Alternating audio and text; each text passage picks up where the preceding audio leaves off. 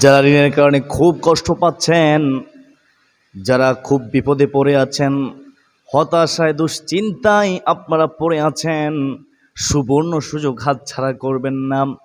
আমি গুনাহগার জেনে বলবো, সে নিয়মে আপনারা যদি প্রতিদিন প্রত্যেক ফরজ নামাজ আদায় করার পরে এই ছোট্ট ইস্তিগফার আমলটি করতে পারেন, আল্লাহ রাব্বুল আলামিন আপনাকে এতই ভালোবাসবে।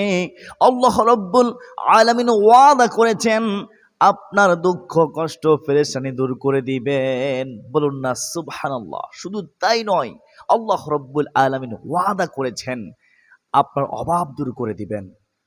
অনেকে আছেন এরকম, অনেক ঋণ, আপনার ঋণের কারণে খুব কষ্ট পাচ্ছেন। আপনার যদি পাহাড় সম পরিমাণ ঋণও থাকে, মনে রাখবেন আল্লাহ রাব্বুল আলামিন ওয়াদা করেছেন আপনার সমস্ত ঋণ পরিশোধ করে দিবেন। অত্যন্ত দামি আমল ইস্তিগফারের আমল। প্রিয়দিন মুসলমান ভাই বোনেরা, যদি আপনারা জানতে চান, শিখতে চান কোন ছোট্ট দুরূদ শরীফ পড়বেন, কেউ পড়বেন, কতবার পড়বেন প্রত্যেক ফরজ নামাজের পরে, তাহলে আজকের গুরুত্বপূর্ণ আলোচনাটি শুরু থেকে শেষ পর্যন্ত মনোযোগ সহকারে শুনতে হবে। মহান আল্লাহ রাব্বুল আলামিন আপনাদেরকে মনোযোগ সহকারে আজকের এই গুরুত্বপূর্ণ আলোচনাটি শোনার তৌফিক দান করুন। সকলে বলি আল্লাহুম্মা আমিন। প্রিয় দিনদার মুসলমান ভাই বোনেরা, এই ইস্তিগফার আমল কেন করবেন? এই ইস্তিগফার সম্পর্কে আল্লাহ রাব্বুল আলামিন কেন ওয়াদা করেছেন? ইস্তিগফার সম্পর্কে আল্লাহ রাব্বুল আলামিন কি সুসংবাদ দিয়েছেন? ইস্তিগফার সম্পর্কে হাদিসের মাধ্যমে রাসূলুল্লাহ সাল্লাল্লাহু আলাইহি ওয়াসাল্লাম কি সুসংবাদ দিয়েছেন? আপনারা প্রথমত মনোযোগ সহকারে ধৈর্য সহকারে শুনতে থাকুন। আমার বিশ্বাস যারা ধৈর্য সহকারে শুনবে তারা আর কখনো ইস্তিগফার আমল ছাড়বে না ইনশাআল্লাহ। হাদিসের মধ্যে আছে, সংক্ষেপে বলতেছি, রাসূলুল্লাহ সাল্লাল্লাহু আলাইহি ওয়াসাল্লাম বলেন, ওয়া আমার উম্মত, যদি কেউ নিজের জন্য ইস্তিগফারকে আবশ্যক করে নেয়, অর্থাৎ সব সময় ইস্তিগফারের আমল করে, রাসূলুল্লাহ সাল্লাল্লাহু আলাইহি ওয়াসাল্লাম বলেন, মহান আল্লাহ রাব্বুল আলামিন তাকে এতই ভালোবাসবেন, তাকে 3টি পুরস্কার দান করবেন। 1 নম্বর পুরস্কার হলো, যত বড় বিপদ থাকুক না কেন, সকল প্রকার বিপদ আপদ থেকে মুক্তির পথ আল্লাহ রাব্বুল আলামিন মুক্ত করে দিবেন। বলুন না সুবহানাল্লাহ। অর্থাৎ যত বড় কঠিন বিপদে আপনি পড়ুন না কেন, যদি আমলটি করতে পারেন প্রতিদিন, তাহলে আল্লাহ রাব্বুল আলামিন আপনার বিপদ আপদ দূর করে দিবে। সুবহানাল্লাহ। রাসূলুল্লাহ সাল্লাল্লাহু আলাইহি ওয়াসাল্লাম বলেন, যে ব্যক্তি নিজের জন্য ইস্তিগফারকে আবশ্যক করে নেবে, সব সময় ইস্তিগফার পড়বে, আল্লাহ রাব্বুল আলামিন তাকে 2 নম্বর পুরস্কার দিবেন। সেটা হচ্ছে আল্লাহ রাব্বুল আলামিন তার সকল পেরেশানি হতাশা দুশ্চিন্তা দূর করে দিবেন। যত বড় পেরেশানি থাকুক না কেন, বলুন না সুবহানাল্লাহ। রাসূলুল্লাহ সাল্লাল্লাহু আলাইহি ওয়াসাল্লাম বলেন, 3 নম্বর পুরস্কার হলো আল্লাহ রাব্বুল আলামিন তাকে অকল্পনীয় থেকে রিজিক দান করবেন। আমাদের রিজিক দাতাকে আল্লাহ। ওয়াতারযুকু মান তাশাউ বিগয়রি হিসাব। আল্লাহ রাব্বুল আলামিন যাকে ইচ্ছা তাকে অগণিত রিজিক দিয়ে থাকেন। সুবহানাল্লাহ। সেই মহান মালিক, সে রজ্জাক আল্লাহ এমন শুধু রিজিক দিবেন আপনি কল্পনা করতে পারবেন না, যদি নিজের জন্য ইস্তিগফারকে আবশ্যক করে নিতে পারেন, প্রতিদিন ইস্তিগফার আমল করতে পারেন। প্রিয় মুসলমান ভাই বোনেরা, এ হচ্ছে 3টি পুরস্কার। অবশ্যই আপনারা 3টি পুরস্কার পাবেন, বিন্দু মাত্র সন্দেহ নেই। স্বয়ং রাসূলুল্লাহ সাল্লাল্লাহু আলাইহি ওয়াসাল্লাম প্রতিদিন ইস্তিগফারের আমল করতেন। রাসূলুল্লাহ সাল্লাল্লাহু আলাইহি ওয়াসাল্লাম বলেন, ও আমার উম্মত, আমি নবীজি প্রতিদিন 70 বারের চেয়েও বেশি পরিমাণে ইস্তিগফার করে থাকি। সুবহানাল্লাহ। অপর এক riwayat-এর মধ্যে আছে, রাসূলুল্লাহ সাল্লাল্লাহু আলাইহি ওয়াসাল্লাম বলেন, ও আমার উম্মত, আমি নবীজি প্রতিদিন 100 বারের চেয়ে অধিক পরিমাণে ইস্তিগফার পাঠ করে থাকি। বলুন না সুবহানাল্লাহ।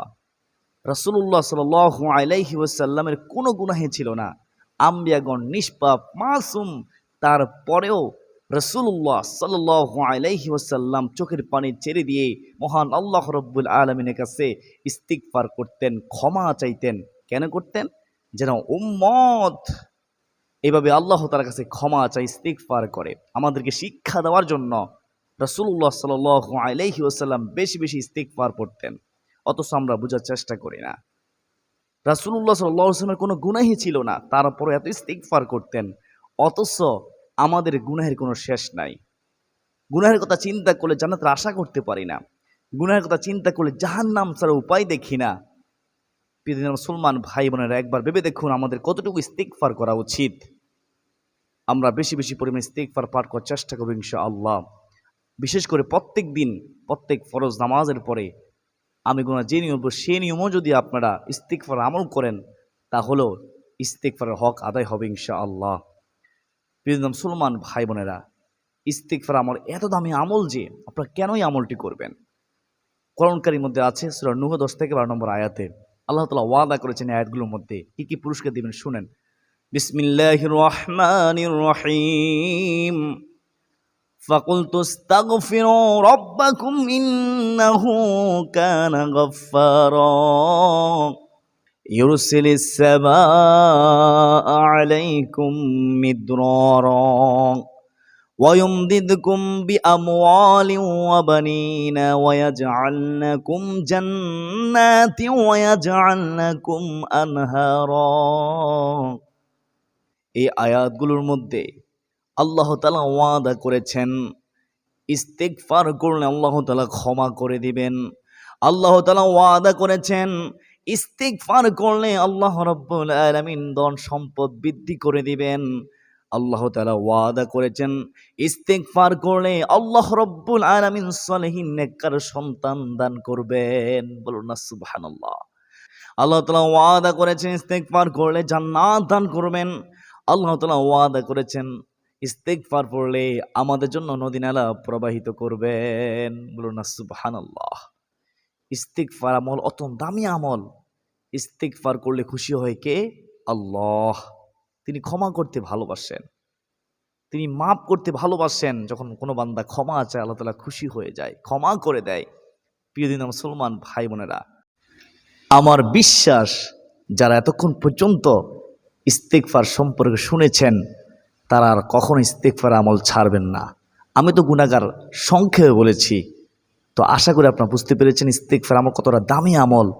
প্রিয় মুসলমান ভাই বোনেরা, এখন মনোযোগ দিয়ে শুনুন, আপনারা প্রত্যেক ফরজ নামাজের পরে কিভাবে কতবার এই ছোট্ট ইস্তিগফারটি পড়বেন। কোন ইস্তিগফার পড়বেন? ইস্তিগফারটি হচ্ছে আস্তাগফিরুল্লাহাল্লাযী লা ইলাহা ইল্লা হুয়াল হাইয়ুল কাইয়্যুম ওয়া আতুবু ইলাইহি, অথবা শুধুমাত্র আস্তাগফিরুল্লাহ পড়লেও হবে, অথবা আস্তাগফিরুল্লাহ ওয়া আতুবু ইলাইহি, আস্তাগফিরুল্লাহ ওয়া আতুবু ইলাইহি, আস্তাগফিরুল্লাহ ওয়া আতুবু ইলাইহি। এই ইস্তিগফারটি পড়েন, আস্তাগফিরুল্লাহ ওয়া আতুবু ইলাইহি, আস্তাগফিরুল্লাহ ওয়া আতুবু ইলাইহি, আস্তাগফিরুল্লাহ ওয়া আতুবু ইলাইহি।